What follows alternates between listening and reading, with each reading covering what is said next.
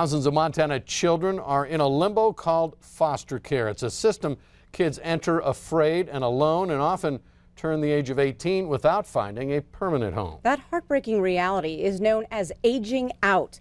Well, today, 3,900 Montana kids are in foster care, with nearly 500 of them awaiting adoption. In this special report tonight, Q2's Asia Gore takes us for a walk in their shoes to show us the challenges foster kids face now and later. My life today is basically just taking care of that little one and raising him to have a good life that I never had. Jasmine McCrae is a 21-year-old single mother. Her baby, King, is her pride and joy. Jasmine wants to be the mother she never had. She had a terrible drinking issue, and she just snapped one night and ended up cutting off all my hair with a butcher knife.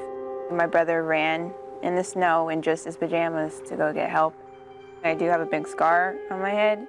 That was the breaking point, the moment Jasmine and her 8 siblings were removed. She was just 13. Jasmine entered Montana's foster care system and lived with 5 different families over the next 5 years. I've been to Laurel, I've been to Senior, Skyview, and West. Before she graduated from any of those schools, Jasmine emancipated herself and dropped out.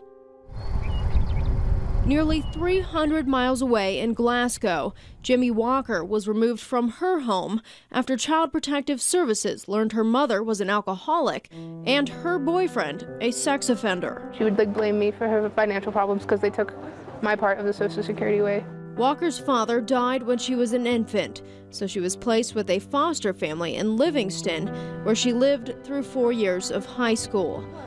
Unlike Jasmine, Jimmy was not forced to move, but she too was never adopted. This year, as Jimmy weighed whether to go off to college or return to her mother, the decision was made for her. Out of the blue, she just passes away, and I'm left alone up here with no one. To cope, Jimmy is focusing on her classes at Montana State University in Bozeman, where she earned 2 scholarships. I want to succeed, I want to do good, so my life doesn't suck anymore. Jasmine and Jimmy entered the same system and left on 2 different paths. State data shows 65 Montana kids aged out just last year. Many are now in jail, on government assistance, even homeless. Suzanne Braun with Child and Family Services says a lack of foster parents and high caseloads for social workers keeps kids in limbo. Best practice would be in the lower 20s.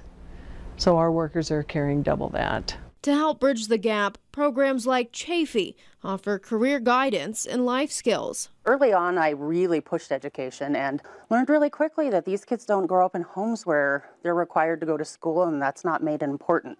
I had to learn really early on that they didn't want to continue on in education, that wasn't a failure, that there's lots of ways to be out in the world and be successful. Chafee Director Stephanie Marquis says employment, housing, and parenting are all forms of success. She's mentored hundreds of kids in the Yellowstone County program.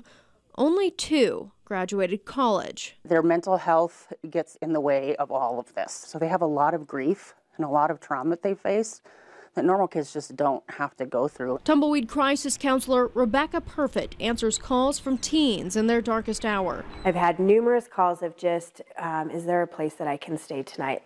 A lot of the homeless teens that are just needing a warm place to stay. Perfett brings personal experience to the conversation. She was in foster care, shuffled through 5 different homes in just over a year. It's just feeling alone and not belonging to any family. No one's going to understand you. Perfett did not age out. She was returned to her mother. And Braun says that's the goal, reunification. But for many kids, home is too dangerous. Entering the foster care system should be an experience for them that reaches out and embraces them and wraps around them to get them the services that they need. But it also can come with a different set of trauma for children as well. As they navigate adulthood, it's not without the trauma they experienced as children. Jasmine and Jimmy tell me they want a system of care redesigned with kids in mind, one that offers options and gives foster kids a voice. In Billings, I'm Asia Gore, MTN News. Thank you very much, Asia. Wow. Neglect, abuse, and exposure to illegal substances are the most common reasons children are placed in foster care here in Montana.